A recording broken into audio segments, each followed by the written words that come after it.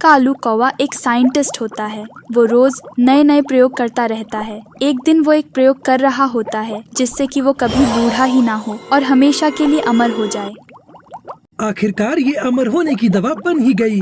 अब मैं इस इंजेक्शन को लगाकर हमेशा के लिए अमर हो जाऊंगा। इतना बोलकर कालू खुद को इंजेक्शन लगा लेता है। तभी देखते ही देखते वो अचानक से बूढ़ा होने लगता है। अरे ये क्या हुआ? इस दवा ने तो मुझे अमर करने की बजाय उल्टा बूढ़ा ही कर दिया। अब मैं क्या करूंगा? शायद गुरुजी इसमें मेरी कोई मदद कर सके। एक काम करता हूँ, मैं उन्हीं के पास जाता हूँ। कालू कौवा अपने गुरु साइंटिस्ट के पास जाता है और उसे सारी बात बताता है।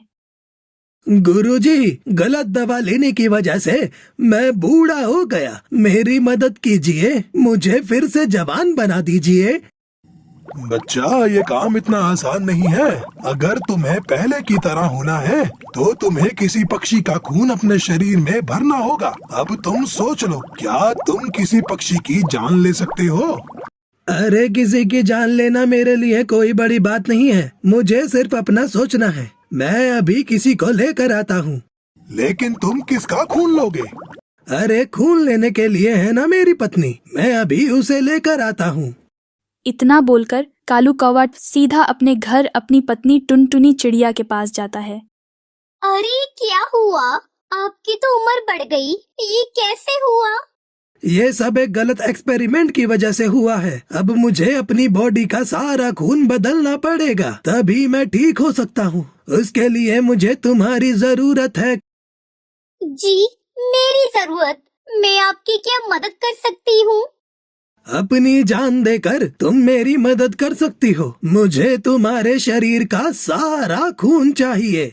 नहीं नहीं, ऐसा मत बोलो। हमारी एक बच्ची भी है। अगर आपने मेरी जान ले ली तो हमारी बच्ची का क्या होगा? ज्यादा बक बक मत करो। तुम क्या चाहती हो कि मैं हमेशा ऐसे ही बूढ़ा बन कर रहूं? उससे तो अच्छा है मैं तेरी जान न ले लूं। चलो, तुम मेरे साथ चलो। तभी कालू कौवा टुनटुनी चिड़िया को जबरदस्ती अपने साथ ले जाने लगता है। ये देखकर उसकी बेटी सुनहरी रोने लगती है। नहीं पिताजी, नहीं, ऐसा मत कीजिए। मैं माँ के बिना कैसे रहूंगी? मैं अपनी माँ को नहीं ले जाने दूंगी। तू रुक अभी, पहले मैं तेरा ही इंतजाम करता हूँ। इतना बोलकर कालू कौवा सुनहरी चिड़िया को एक पिंजरे में बंद कर देता है और फिर टुनटुनी चिड़िया को उठाकर वहां से ले जाता है। बेचारी सुनहरी किसी तरह पिंजरे से निकल जाती है और कालू कौवे के पीछा करती है। कालू कौवा गुरुजी के पास पहुंचता है और सुनहरी चिड़िया छिपकर सब कुछ देखने लगती। ये देखिए गुरुजी, मेरी पत्नी। अब आप जल्दी से इसका खून निकाल कर मेरे शरीर में डालो। अरे कालू, ये तुम क्या कर रहे हो? अपनी ही पत्नी को मारना चाहते हो? नहीं नहीं, मैं ऐसा नहीं करूँगा। देखो गुरु, अब आपको ये करना ही पड़ेगा, नहीं तो मुझसे बुरा कोई नहीं होगा। तभी गुरु भांप जाता है कि ये आज किसी भी कीमत पर टुनटुनी को छोड़ना नहीं चाहता। तभी गुरु टुनटुनी चिड़िया की तरफ आगे बढ़ता है। फिर अचानक से सुनहरी बोल पड़ती है। नहीं नहीं, मेरी माँ को छोड़ दो, मेरी माँ मर जाएगी। तभी गुरु रुक जाता है क्योंकि उसे सुनहरी पर दया आने लगती है। वो कुछ सोचने लगता है कि कालू कौवा को कैसे रोका जाए। तभी वो कालू से कहता है, अरे कालू, तुम्हारी पत्नी तो बहुत दुबली पतली है। अगर तुमने इसका खून अपने शरीर में भर लिया तो खून की कमी के कारण तुम्हारी मौत भी हो सकती है। अरे गुरु, ऐसा है तो यहाँ पर मेरी बेटी सुनहरी भी है। इसका भी खून निकाल कर मेरे शरीर में भर दो।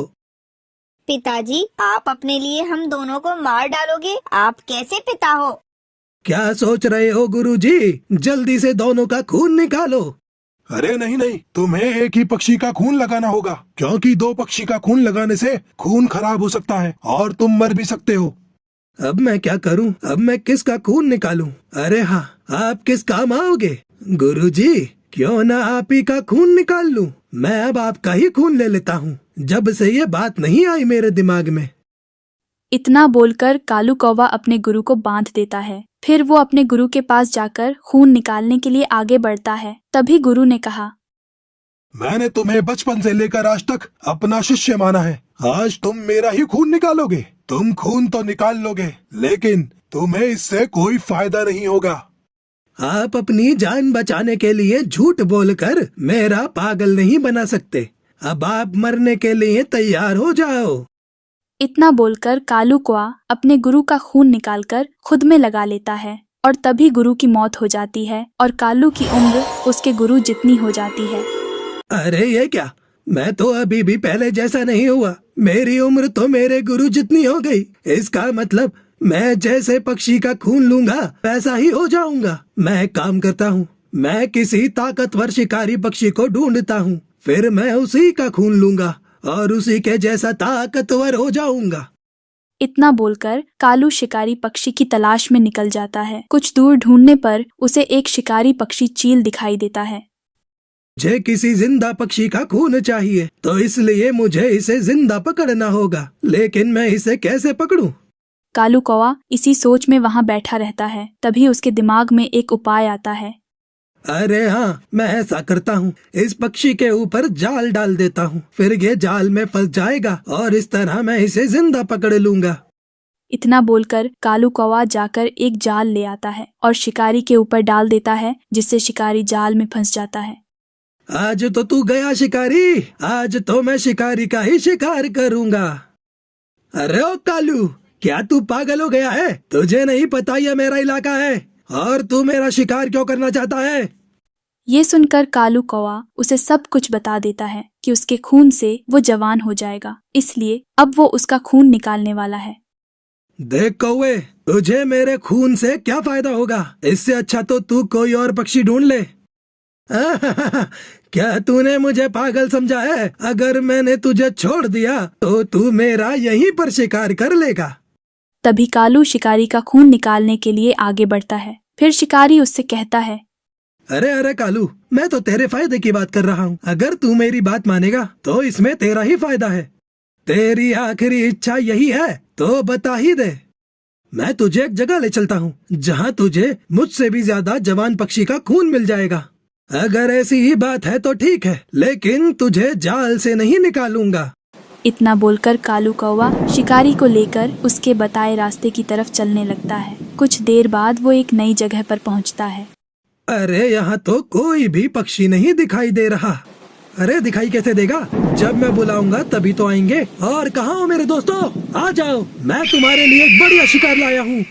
इतना सुनते ही कालू कौवा डर जाता है और कुछ शिकारी चील वहां आ जाते हैं। तू तो गया बेटे, यहाँ से बचकर तू कहीं नहीं जा सकता। तभी शिकारी चील उस पर हमला कर देते हैं और कालू कौवे की वही मौत हो जाती है। इस तरह कालू कौवे को उसकी किए की सजा मिल जाती है। तो देखा बच्चों, बुरे कर्म का फल हमेशा बुरा ही होता है। अगर आपको हमारी कहानी अच्छी लगी हो तो प्लीज इस वीडियो को लाइक कीजिएगा और हाँ, हमारे चैनल को सब्सक्राइब करना और अपने दोस्तों के साथ भी शेयर करना। मैं जल्दी मिलूंगी आपसे नई कहानियों नई सीख के साथ।